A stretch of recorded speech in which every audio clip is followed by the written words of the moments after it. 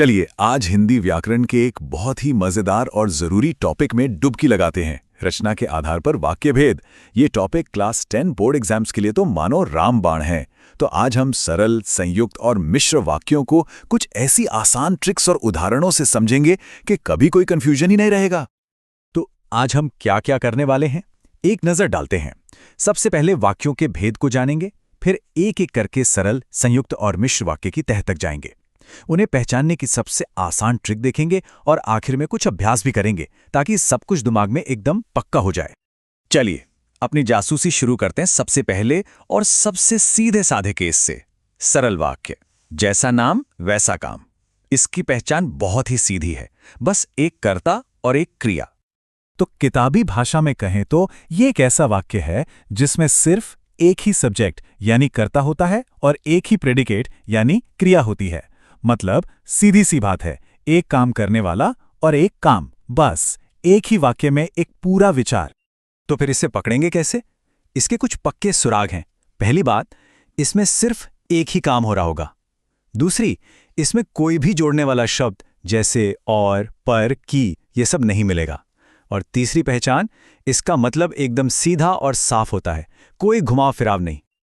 और ये उदाहरण देखिए, बिल्कुल परफेक्ट है। राम स्कूल जाता है। इसमें राम है हमारा कर्ता और जाता है उसकी क्रिया। एक कर्ता एक क्रिया। हो गया ना सरल वाक्य? इससे सीधा कुछ नहीं। ठीक है, केस नंबर 1 तो सुलझ गया। अब बढ़ते हैं अपने अगले केस की तरफ जो थोड़ा और मजेदार है। अब हम देख रहे हैं संयुक्त वाक्यों को जहां दो स्वतंत्र विचार एक साथ मिलकर एक वाक्य बनाते हैं। संयुक्त वाक्य, इसका मतलब है जब दो या दो से ज्यादा अपने आप में पूरे यानी स्वतंत्र सरल वाक्य कुछ खास संयोजक शब्दों से जुड़ जाते हैं। ये दोनों वाक्य अपने आप में पूरी तरह से मजबूत होते हैं। तो यहां पर सबसे बड़ा सुराग है इन संयोजक शब्दों को ढूंढना, जैसे और, पर, लेकिन, या, किंतु। और मजे की बात यह है कि अगर आप इस जोड़ने वाले शब्द को हटा भी दें तो भी जो दो वाक्य बचेंगे उनका अपना अपना पूरा मतलब निकलेगा। ये उदाहरण देखिए, मैं पढ़ता हूं। ये अपने आप में एक पूरा वाक्य है। मेरा भाई खेलता है, ये भी पूरा है। और इन दोनों को किसने जोड़ा? हमारे सुराग शब्द और ने। बस यही है संयुक्त वाक्य। चलिए अब आते हैं हमारे फाइनल और सच कहूं तो सबसे दिलचस्प केस पर, मिश्र वाक्य। यहां पर कहानी थोड़ी पेचीदा हो जाती है। इसमें एक होता है मुख्य वाक्य यानी हीरो और एक होता है उस पर आश्रित यानी उसका हेल्पर वाक्य। मतलब इसमें एक तो होता है मेन वाक्य और फिर उसके साथ एक या एक से ज्यादा ऐसे छोटे छोटे वाक्य होते हैं जो अकेले खड़े नहीं हो सकते। उन्हें अपने पूरे मतलब के लिए हीरो पर यानी मेन वाक्य पर डिपेंड करना पड़ता है। तो यहां का सबसे बड़ा सुराग है डिपेंडेंसी। आपको जब, क्योंकि, यदि, की, जो जैसे शब्द मिलेंगे और अगर आप इन वाक्यों को अलग करने की कोशिश करेंगे तो एक हिस्सा अधूरा सा लगेगा, उसका अकेले में कोई मतलब ही नहीं निकलेगा।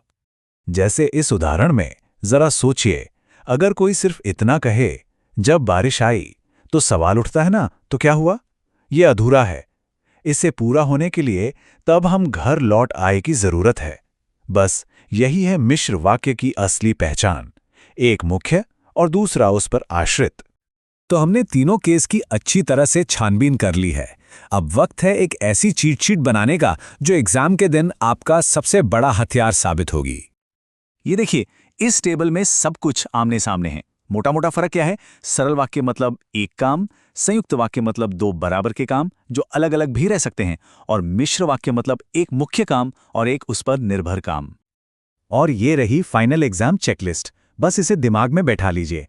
जहां और, पर, लेकिन, या जैसे शब्द दिखें तो वो ज्यादातर संयुक्त वाक्य होगा, और जहां की, क्योंकि, जब, जो, यदि जैसे शब्द दिखें तो समझ जाइए कि मामला मिश्र वाक्य का है। तो थ्योरी तो बहुत हो गई, अब वक्त है इन जासूसी स्किल्स को असली मैदान में टेस्ट करने का। चलिए कुछ अभ्यास करते हैं। पहला सवाल स्क्रीन पर है, यदि तुम मेहनत करोगे तो सफल हो जाओगे। ध्यान से देखिए, सुराग क्या है? कौन सा शब्द है जो इशारा कर रहा है? जी हां, बिल्कुल सही, यह है एक मिश्र वाक्य। क्यों? क्योंकि सफल होना मेहनत करने की शर्त पर निर्भर है। यह भी शब्द ने सारा खेल बता दिया। चलिए अगला केस देखते हैं। मोहन आता है लेकिन जल्दी चला जाता है। बीच में जोड़ने वाले शब्द पर गौर कीजिए। क्या ये दो बराबर के वाक्यों को जोड़ना है? शानदार! ये है एक संयुक्त वाक्य।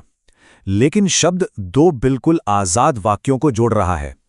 मोहन आता है और वह जल्दी चला जाता है। दोनों अपने आप में पूरे हैं।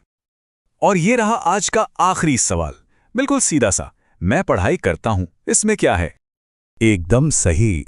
इससे आसान कुछ नहीं हो सकता। एक कर्ता यानी मैं और एक क्रिया यानी पढ़ाई करता हूं। कोई जोड़ने वाला शब्द नहीं। ये है एक पक्का सरल वाक्य। तो अब जब ये केस सुलझ चुका है और वाक्यों की बनावट को पहचानना आ गया है, तो सोचने वाली बात यह है कि इस जानकारी का इस्तेमाल अपने लिखने के अंदाज को और बेहतर, असरदार और दिलचस्प बनाने के लिए कैसे किया जा सकता है। इस पर जरूर सोचिएगा।